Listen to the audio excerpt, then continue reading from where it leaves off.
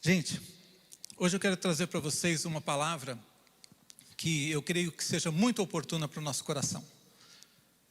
Há 2 semanas eu preguei sobre a fé, a esperança e o amor. E hoje eu quero falar especificamente sobre a esperança. E sobre uma esperança viva. Amém? Eu quero ler com vocês o texto de Romanos 8, versículos 18 ao 30. O texto diz assim: porque para mim tenho por certo que os sofrimentos do tempo presente não podem ser comparados com a glória a ser revelada em nós. A ardente expectativa da criação aguarda a revelação dos filhos de Deus, pois a criação está sujeita à vaidade, não voluntariamente, mas por causa daquele que a sujeitou, na esperança de que a própria criação será redimida do cativeiro da corrupção para a liberdade da glória dos filhos de Deus. Porque sabemos que toda a criação a um só tempo geme e suporta angústias até agora. E não somente ela, mas também nós que temos as primícias do Espírito, igualmente gememos em nosso íntimo, aguardando a adoção de filhos, a redenção do nosso corpo. Porque na esperança fomos salvos. Ora, a esperança que se vê não é esperança, pois o que alguém vê, como espera? Mas se esperamos o que não vemos, com paciência o aguardamos.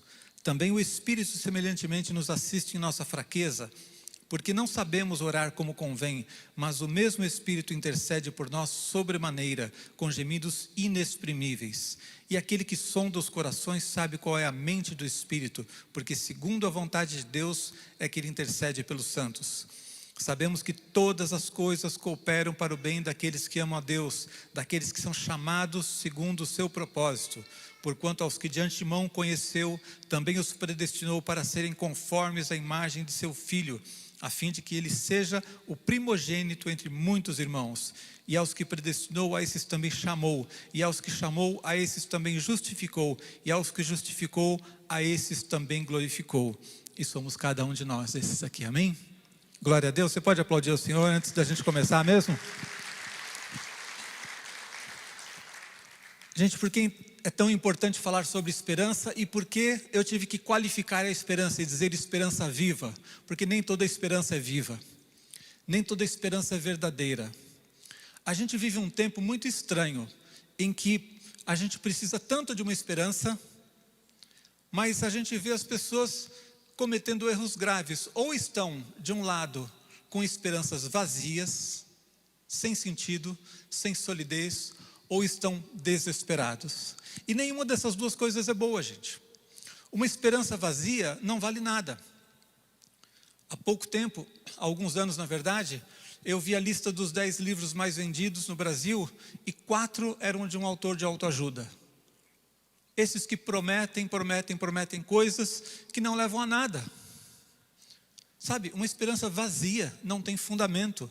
Não vai realmente abençoar a sua vida na hora que você esperar a concretização das coisas. Uma esperança vazia, uma promessa que não tem fundamento, não adianta nada.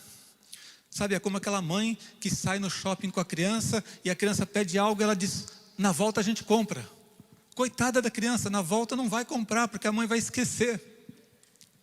Nem toda esperança se cumpre. Falei dos livros de autoajuda. Hoje em dia as pessoas usam muito uma frase dizendo assim, o universo conspira a seu favor. Esperança vazia. Não é o universo que conspira a seu favor, o universo não tem poder nenhum para fazer nada. E o texto que nós lemos, veja lá o versículo 22, diz que a própria criação geme, anseia pela sua restauração. Ou seja, o próprio universo também sofre, toda a criação sofre por causa do pecado que entrou na humanidade. Quem conspira a seu favor é o Senhor, amém? Deus quer te abençoar, Deus tem propósitos, nós vamos ver aqui, e nele você pode confiar. Então esperança vazia não adianta nada, eu preciso de uma esperança viva. E o lado oposto daqueles que são os desesperados também é muito ruim, gente. Uma pessoa sem esperança hoje em dia, o que é que sobra? Porque eu vou dizer para você, a esperança quando ela vai embora, ela não vai sozinha. A esperança quando vai embora, ela gosta de ir acompanhada. Ela leva a sua alegria, ela leva a sua capacidade de amar. Uma pessoa desesperada, uma pessoa sem esperança, ela se torna amarga. ela se torna incapaz de abençoar outras pessoas, porque se ela não está vendo nem a solução para a sua própria vida, se ela está num estado emocional em que ela não se sente suprida e não consegue olhar para o futuro com esperança, como é que ela vai ter força para abençoar outra pessoa? Então, quando a esperança vai embora, as pessoas desesperadas, realmente não é um bom caminho. Então a gente nem pode ser cético, a gente não pode ser pessimista diante dos problemas, mas a gente também não pode colocar a nossa vida numa esperança que não vai nos abençoar. Precisamos de uma esperança viva, amém? E é sobre isso que eu quero falar com vocês nessa manhã. Esse texto fala de problemas, fala da situação da humanidade, fala do pecado, mas ele tem promessas maravilhosas que nos mostram uma esperança na qual a gente pode colocar a nossa confiança, amém? Então, em primeiro lugar, o primeiro fundamento dessa esperança é que nós temos a esperança da glória futura. Do versículo 18 ao 25 nós vemos isso, e eu quero ler para você só o versículo 18 agora. Diz assim: porque para mim tenho por certo que os sofrimentos do tempo presente não podem ser comparados com a glória a ser revelada em nós. Os sofrimentos do tempo presente não podem ser comparados com a glória a ser revelada em nós. Paulo está olhando para o futuro, para a eternidade. A principal esperança dele é a glória eterna. Não é nesse mundo.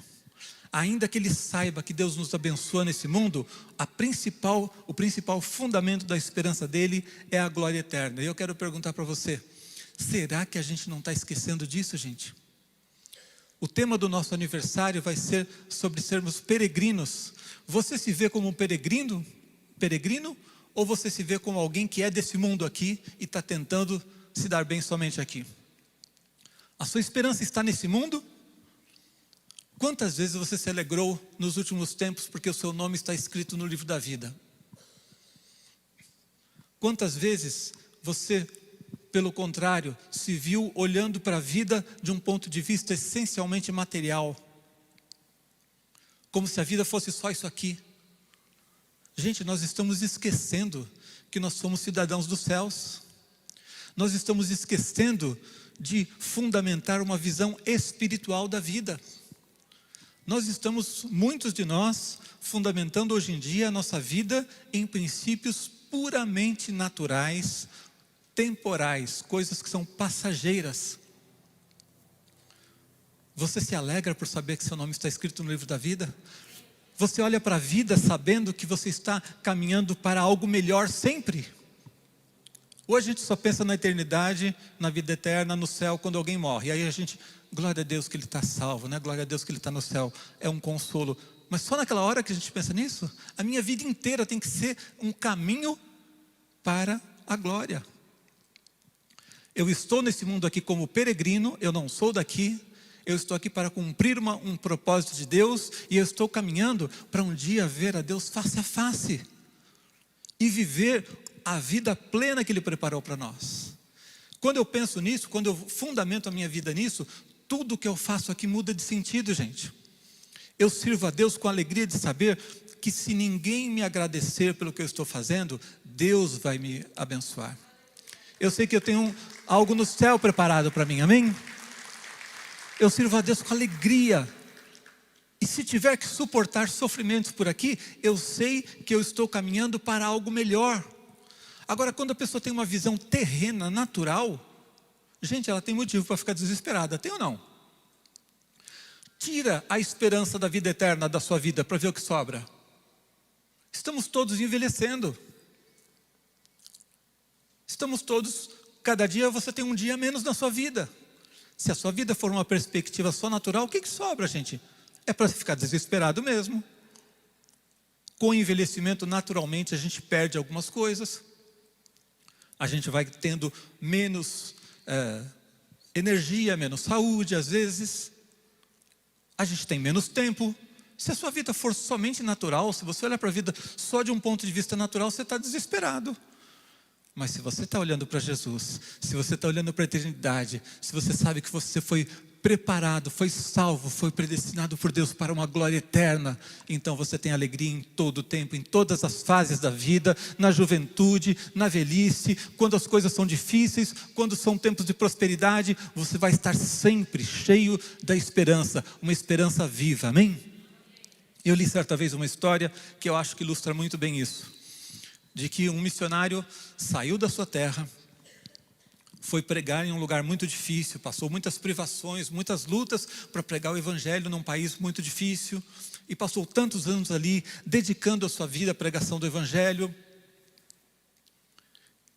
E depois de muitos anos ele voltou para a sua terra, para o seu país. E quando ele voltou, ele chegou no aeroporto, havia pessoas fazendo festa, comemoração, pessoas com plaquinha para receber algumas pessoas famosas. Eu não me lembro da história se eram atletas, o que era que estavam voltando. Imagine que fosse atletas voltando da Olimpíada, né? E todo mundo fazendo festa lá. E ele voltou e para ele não havia festa alguma. Não havia ninguém esperando por ele. E ele ficou um pouco abalado, entristecido por isso, pensando assim: eu passei 20 anos pregando o evangelho, saí da minha nação, sofri tudo isso, e eu chego aqui, para mim não tem festa, para essa gente tem. A esposa dele, muito sábia, percebeu a tristeza do coração dele e disse para ele assim: amor, a gente ainda não chegou em casa. Entendeu? Essa não é a nossa pátria. Ele não tinha sido recebido com festa porque ele ainda não tinha chegado na sua casa. Quando ele chegar na sua casa eterna, lá ele vai ter festa. Amém? Então nós precisamos cultivar uma visão espiritual. A Bíblia diz que a nossa maior esperança está no futuro e não aqui. O versículo 20 fala da inutilidade do universo. Por isso que eu disse essa história de que o universo conspira a seu favor. O versículo 20 diz assim: pois a criação está sujeita à vaidade, não voluntariamente, mas por causa daquele que a sujeitou. O versículo 19 mostra a expectativa, diz assim que a ardente expectativa da criação aguarda a revelação dos filhos de Deus. É como se a natureza personificada estivesse ali ansiando, desejando ver a nossa restauração, ver a glória dos filhos de Deus. A própria natureza foi corrompida pelo pecado. E nós vemos todos os dias, todo ano tem tragédias, agora mesmo inundações terríveis na Europa. E não é só uma questão do momento do aquecimento global, sempre houve tragédias naturais desde que o pecado entrou no mundo. E vai continuar existindo. Então eu quero dizer para você, se você tiver uma visão estritamente natural, você não vai ter ânimo, você não vai ter alegria, você não vai ter esperança. O versículo 23 diz: também sofremos, a nossa salvação não é completa aqui. O versículo diz assim: e não somente ela, mas também nós, que temos as primícias do Espírito, igualmente gememos em nosso íntimo, aguardando a adoção de filhos, a redenção do nosso corpo. Nós aguardamos, desejamos o dia em que vamos estar livres de todo o pecado que ainda existe na nossa carne. Nós vamos ter um corpo glorificado, nós vamos estar na presença de Jesus, nós vamos ter plenitude. E nós precisamos cultivar uma visão espiritual, uma visão da eternidade. Você precisa se lembrar que você é peregrino aqui, amém? 2 Coríntios 4:17, tem um texto muito interessante. Paulo diz assim: porque a nossa leve e momentânea tribulação, o que é que ele disse? Leve e momentânea tribulação produz para nós eterno peso de glória, acima de toda comparação. Ele diz assim: os problemas que eu estou passando aqui, as lutas que eu passo, são leves e momentâneas comparadas com a eternidade. Amém? Agora eu quero ler para você o que é a leve e momentânea tribulação que Paulo passou. Ele descreve lá em 2 Coríntios 11, 24 a 28. E eu quero que você se imagine como um companheiro de Paulo. Paulo sempre tinha um amigo, não é? Era Paulo e Silas. Outra vez estava Lucas com ele. Sempre tinha um amigo, um companheiro de ministério, Paulo e Barnabé. Então imagine que é você que está do lado de Paulo, tá bom? Então é assim, a partir do versículo 24. 5 vezes recebi dos judeus uma quarentena de açoites menos 1. É uma quarentena menos 1 porque eles criam que 40 matava. Dificilmente alguém sobreviveria. Então, quando a pessoa era açoitada, era 40 menos 1. Fui 3 vezes fustigado com varas, uma vez apedrejado. Em naufrágio 3 vezes. Uma noite e um dia passei na voragem do mar.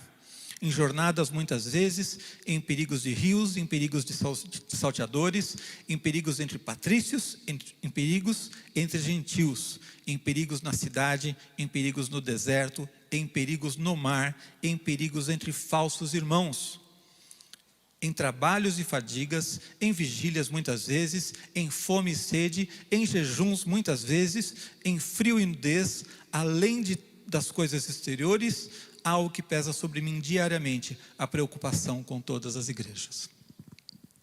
É leve e momentâneo isso, gente? Fala sério, você acha que é leve e momentâneo? 3 naufrágios, eu no primeiro não voltava mais. Eu acho que ia ser difícil eu voltar depois do primeiro naufrágio, gente. O negócio é feio.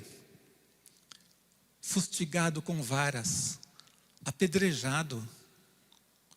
Quando ele foi apedrejado, se eu não me engano, na cidade de Listra, ele foi dado como morto. Pararam de apedrejá-lo, não porque falaram, já está bom, porque pensaram que ele tinha morrido, já, tinham completado o trabalho. E aí quando as pessoas foram embora, depois ele recobrou a consciência. Então, Paulo chama tudo isso que ele passou, de uma tribulação leve e momentânea. E você falando que você tem um problemão. E você achando que você tem um problema gigantesco. Provavelmente daqui uma semana, um mês, seu problema estará resolvido. Mas o que Paulo passou, ele chamou de leve e momentânea tribulação. O que é que faz isso parecer leve e momentâneo? É a comparação com a glória eterna. A visão que ele tinha da eternidade era tão profunda que fazia isso parecer pouco. E se você acha que os seus problemas são tão gigantescos, se você está tão triste, tão desesperado por causa dos seus problemas, é porque você não tem a visão da eternidade que Paulo tinha. É a visão da eternidade que vai fazer aquilo parecer pequeno. Amém? Então, se você cultivar uma visão, cultivar uma esperança da vida eterna, você vai ter uma vida diferente. 1 Coríntios 15, 19 diz assim: se a nossa esperança em Cristo, presta atenção, se a nossa esperança em Cristo se limita apenas a essa vida, somos os mais infelizes de todos os homens. Uma outra tradução diz que somos os mais miseráveis. Se a sua esperança em Cristo for só para essa vida, você é infeliz, miserável. Então nós precisamos cultivar uma visão da eternidade. Precisamos entender que Deus nos abençoa aqui sim. Nós podemos ter planos, projetos para essa vida aqui, claro. Enquanto estamos nesse mundo, podemos ter sonhos, podemos ter projetos, mas se tivermos que sofrer por amor a Jesus, nós vamos enfrentar. E se passamos dificuldades, porque o mundo caído mostra que até a própria natureza geme, então nós vamos ter paciência para suportar isso. Se eu tiver que servir a Deus e por isso, para servir a Deus, tiver que me sacrificar, fazer alguma coisa que vai ser duro, eu vou fazer e vou fazer com alegria como Paulo fazia, dizendo assim: a minha leve e momentânea tribulação não é nada perto da glória eterna que Deus tem para mim. Amém? Pode aplaudir ao Senhor. Sabe, nós cremos na restauração dessa nação, nessa igreja nós sempre oramos pelo nosso país. Mas não quer dizer que a gente confia em algum governo. Não quer dizer que a gente acha que algum governo vai mudar as coisas. Nós oramos pelo bem da nossa nação, porque é isso que a Bíblia nos ensina a fazer. Nós oramos para que haja paz, para que haja prosperidade, mas nós sabemos que a resposta vem do Senhor sempre. E sabemos que ainda que esse país se torne tudo aquilo que ele pode ser, vai ser muito pouco perto daquilo que a glória eterna significa. Amém? A nossa visão sempre tem que ser transcendente, tem que ser maior do que simplesmente olhar para aquilo que os 5 sentidos podem nos mostrar. Segundo lugar, nós temos o auxílio do Espírito Santo, está lá nos versículos 26 e 27. Também o Espírito semelhantemente nos assiste na nossa fraqueza, porque não sabemos orar como convém, mas o mesmo Espírito intercede por nós sobremaneira, com gemidos inexprimíveis. E aquele que sonda os corações sabe qual é a mente do Espírito, porque segundo a vontade de Deus é que ele intercede pelos santos. Amém? Aqui nós temos um outro fundamento para a nossa esperança. Além da visão da eternidade, Paulo está dizendo que nós temos aqui o auxílio do Espírito Santo. Que o Espírito de Deus habita em nós e Ele intercede por nós com gemidos inexprimíveis. Que nós mesmos às vezes não sabemos como convém orar, mas que o Espírito intercede por nós. Então ele está dizendo assim, não é só a visão da eternidade. Hoje você já experimenta a eternidade porque é o Espírito eterno de Deus que está em você. Você não vive nesse mundo aqui como uma pessoa natural, você vive como alguém que tem o Espírito de Deus em você. Então ele está mostrando que além da visão da eternidade, eu tenho uma presença maravilhosa, que me garante que eu vou enfrentar os desafios do hoje também. Eu vou vencer os desafios do hoje. Eu vou ter força, eu vou ter ânimo, eu vou ter alegria, eu vou ter paz, eu vou ter direção, porque o Espírito de Deus habita em mim e esse companheiro maravilhoso, eterno, divino é que me ajuda. Amém? Então, quando o Espírito de Deus habita em você, você sabe que você tem um suprimento sobrenatural de energia. Você não depende somente das suas forças, das suas capacidades, da sua inteligência, da sua capacidade emocional de superar as dificuldades, mas você tem um auxílio eterno. Então, a habitação do Espírito faz toda a diferença. Lá em Romanos 8,16, diz que o próprio Espírito testifica com o nosso Espírito de que somos filhos de Deus. A primeira coisa que o Espírito de Deus comunica conosco quando nós nos convertemos é que nós somos filhos de Deus. Quantos aqui já são filhos de Deus? Levante a mão para eu saber. Você sabe disso? Você tem no seu coração o testemunho do Espírito? Mesmo nos momentos difíceis, você sabe que o Espírito de Deus está com você, que Ele está te ajudando? Mesmo quando você erra, quando você peca, é Ele quem está lá no teu coração dizendo assim, filho, sai dessa. Não é esse o caminho que eu tenho para você? Amém? Então, nós temos o Espírito de Deus orando, intercedendo por nós. Olha só o que a Bíblia diz, que nós não sabemos nem orar como convém. Que seria da nossa vida sem a intercessão do Espírito? Sabe, nós às vezes não sabemos orar como convém. Certa vez eu ouvi um pastor orando assim, Deus, muito obrigado porque o Senhor não atende todas as minhas orações. Porque ele sabe que às vezes ele ora, pede bobagens. Aconteceu uma coisa engraçada quando eu era solteiro ainda, e eu conheci Naísa, que hoje é minha esposa, e ela começou a se interessar por mim, sonhava comigo e acordava com raiva. E ela orava, Deus, eu não quero isso, tira isso da minha vida. Ela repreendia no nome de Jesus, quando sonhava comigo. Porque ela não queria casar com um pastor. Ela tinha um avô pastor, tio pastor, o pai pastor, e tinha passado por muitas circunstâncias naquela época. Ela tinha no coração dela que ela não queria se casar com um pastor. Então ela sonhava comigo, eu acordava com raiva, gente. E orava, repreendia no nome de Jesus. Graças a Deus que Deus não ouve essas orações. Já pensou o que eu teria perdido? Então, Deus está em você. O Espírito de Deus está em você. E é Ele quem te fortalece. É Ele quem intercede por você. Sabe quando você não sabe nem o que pedir? Você precisa definir o seu futuro e você não sabe o que pedir para Deus?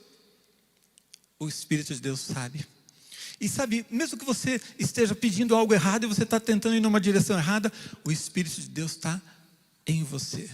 E está junto com o Pai, está intercedendo junto ao Pai, para que você tenha aquilo que está no coração dEle. Nosso relacionamento com Deus não é um relacionamento burocrático, religioso, em que a gente vai lá, cumpre uma obrigação dominical e vai embora. Não, é uma relação viva, é uma relação de comunhão, é uma relação em que existe comunicação. Pai fala com filho, gente, filho fala com pai. Filho é folgado para pedir as coisas para o pai. E nós somos assim, nós temos uma relação viva com Deus. Essa relação viva acontece porque quando Jesus subiu ao céu, Ele disse, eu não vou deixar vocês órfãos. Eu vou enviar um outro Consolador, um outro da mesma natureza, um outro igual a mim. E Ele mandou o Espírito Santo para fazer toda a diferença na sua vida, amém? Para que você seja avivado, para que você seja forte, perseverante. Você tem o Espírito de Deus habitando em você. E aí, quando você vê Paulo dizendo que a nossa leve e momentânea tribulação produz peso eterno de glória acima de toda comparação, é porque o Espírito de Deus em nós nos fortalece. Sabe, a fé religiosa, ela é muito vazia. Se você olhar para as religiões à sua volta, é sempre um sistema de trocas. É sempre um sistema de manipulação. O homem fazendo coisas para tentar manipular a Deus, para tentar alcançar o favor. A nossa relação com Deus é uma relação viva. É uma relação em que Ele está presente nas nossas vidas. É uma relação em que Ele está habitando em nós. Ele está com você todos os dias. Amém? A intercessão do Espírito é eficaz. Porque é Deus. O Espírito de Deus é divino. O Espírito Santo é Deus. Ele te ama de verdade. Ele tem poder de verdade para executar aquilo que Ele deseja. Então não há um relacionamento com intermediários. Não é com um santo, não é com um guru, não é com um amuleto. É com uma pessoa divina. Isso é tão glorioso, é tão tremendo, que eu não sei como que as pessoas ainda continuam nessa religiosidade cheia de burocracia, cheia de intermediários, que precisa saber qual é o guru certo para ele se chegar a Deus, qual é o amuleto certo para ele poder ter sorte, quando a pessoa pode simplesmente ter Deus, o Espírito de Deus habitando nela, através da fé em Jesus.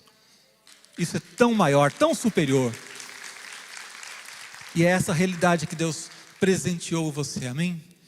Um Deus de graça que te deu isso tudo sem que você mereça. Não é porque você é um templo tão maravilhoso para o Espírito de Deus que Deus veio habitar em você. É porque Ele te ama. É porque Ele é gracioso. E por fim, eu quero dizer que nós temos a garantia de um propósito imutável de Deus. Deus não muda o seu propósito. E porque Deus tem um propósito, eu tenho esperança.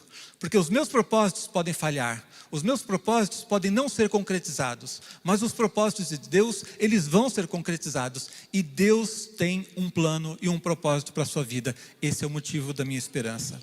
O versículo 28 diz assim: sabemos que todas as coisas cooperam para o bem daqueles que amam a Deus. Daqueles que são chamados segundo o seu propósito. Se você está sendo guiado por um propósito de Deus nessa vida, tudo vai cooperar para o seu bem. Ainda que passe por lutas, por dificuldades, por sofrimentos aqui, no final tudo vai dar certo. A gente já conhece o final da história, gente.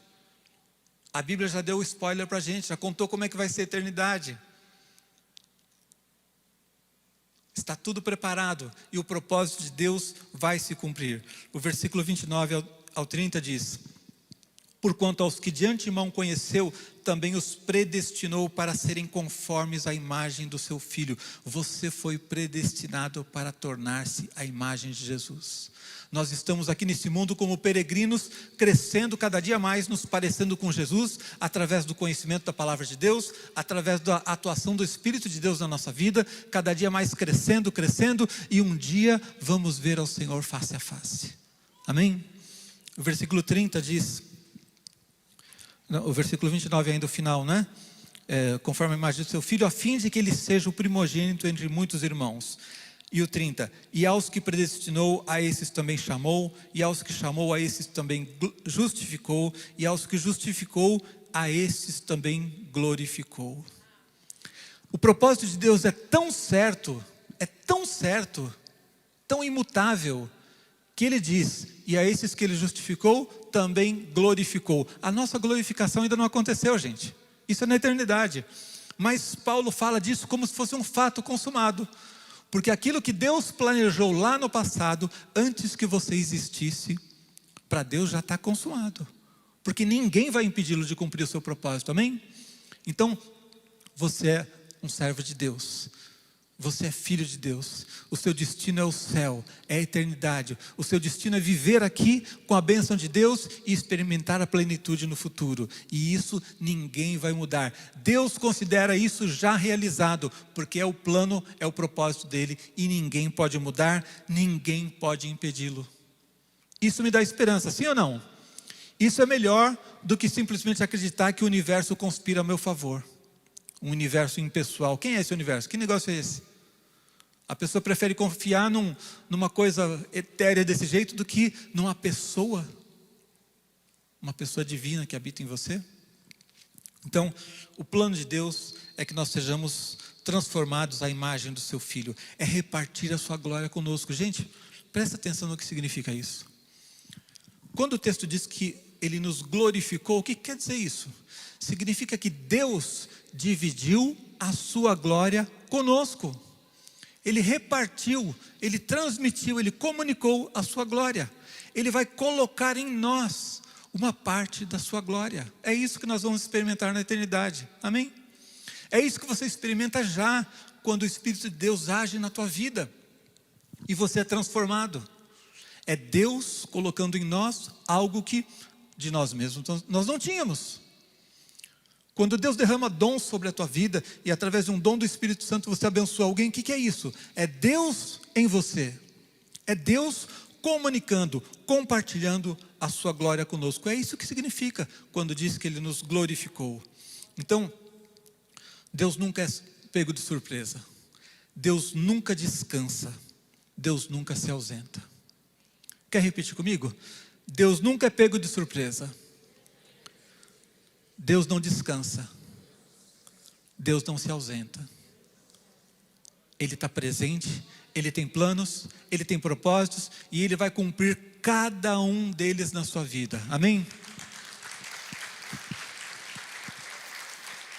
Não existe chance de que algo aconteça e Deus diz assim, puxa, não tinha pensado nisso, olha lá. Ou aparece uma armadilha na sua vida e Deus fala assim, e agora? O que eu faço? Deus não pode dizer assim, meu Deus, como a gente diz. Ele não tem surpresa. Ele não tem problema, gente. Quando Ele tem planos, Ele cumpre, porque Ele tem o poder para cumpri-los cabalmente. Ele nunca desiste de nos abençoar. Os sofrimentos não significam que Deus deixou de nos abençoar. As provações não significam que Deus está ausente da tua vida. As dificuldades não significam que Deus não te ama mais. Simplesmente nós passamos por essas coisas porque estamos em um momento, em uma fração de tempo em que o mundo caído traz consequências para a nossa vida. O pecado traz consequências para a nossa vida. E por isso as coisas aqui muitas vezes são difíceis, mas isso não significa que Deus tenha deixado o seu propósito. Veja bem, alguém aqui gosta de sofrer? Fora os corintianos? Ninguém gosta de sofrer, gente. Eu não gosto de sofrer. Mas todo sofrimento é mau? Veja o que a Bíblia diz sobre o sofrimento. A nossa leve e momentânea tribulação produz para nós eterno peso de glória acima de toda comparação. Até os sofrimentos produzem coisas boas para a nossa vida. Produz perseverança. Em Filipenses 1,12 diz, quero ainda, irmãos, cientificar-vos de que as coisas que me aconteceram têm antes contribuído para o progresso do Evangelho. Paulo foi preso e ele diz assim, sabe de uma coisa? Foi bom. Estou sofrendo? Estou, porque cadeia não é bom. Mas contribuiu para a pregação do Evangelho. Então todas as coisas contribuem para o bem daqueles que amam a Deus. Amém? Provação. Alguém gosta de provação? Acha a provação uma coisa legal? Eu não gosto. Eu sei que a Bíblia diz que é bom, mas se eu disser que eu gosto, eu estou mentindo. Mas mesmo a provação, que não parece uma coisa agradável, a Bíblia diz que é boa. Contribui para o propósito de Deus. Então está lá, Tiago 1, 2 e 12. Meus irmãos, tende por motivo de toda alegria passardes por várias provações. E depois diz, bem-aventurado o homem que suporta com perseverança a provação, porque depois de ter sido aprovado, receberá a coroa da vida, a qual o Senhor prometeu aos que o amam. Então provação é bom, gente. Contribui para que o propósito de Deus seja cumprido. Deus não deixou de te abençoar quando você é provado. Deus não deixou de te abençoar quando você passa por algum sofrimento. E até mesmo disciplina. Quem é que gosta de disciplina aqui, gente? Primeiro que disciplina só vem se você pecou. Já não é uma coisa boa. E ser disciplinado não é agradável. Mas até a disciplina significa que Deus não desistiu do seu propósito, porque Ele só disciplina aquele filho que Ele ama. Amém? Então, lá em Hebreus, por exemplo, 12:11, diz isso. Toda disciplina com efeito no momento não parece ser motivo de alegria.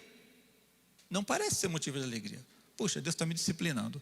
Não é motivo de alegria. Era melhor eu não ter pecado, eu não precisar da disciplina, ok? Mas se eu estou sendo disciplinado, significa o seguinte.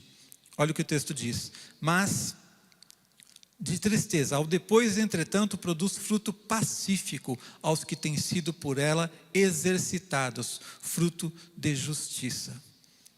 Então eu quero dizer para você, até essas coisas que parecem duras nos nossos dias, que a Bíblia mesmo diz que não são motivo de alegria aparentemente, significam que Deus não desiste do seu propósito.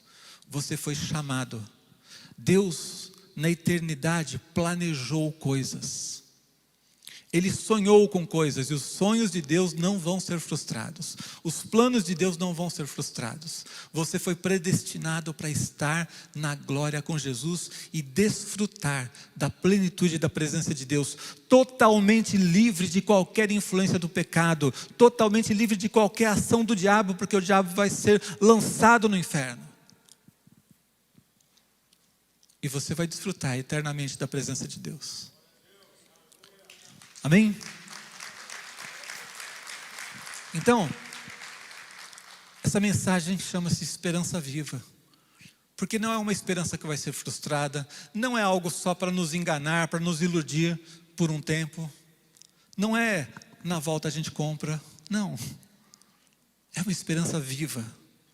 Não nos ilude, não diz que não vai ter problema, não diz que não existe luta, não diz que não vai existir provação.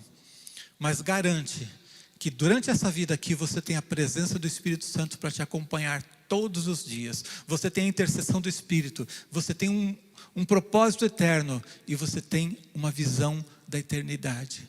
Deus vai cumprir tudo o que Ele planejou para a sua vida. E você pode ser feliz e ter esperança em todas as etapas da vida. Se você é um adolescente, você é um jovem, uma criança e está servindo a Deus, você sabe que você tem um caminho inteiro para seguir.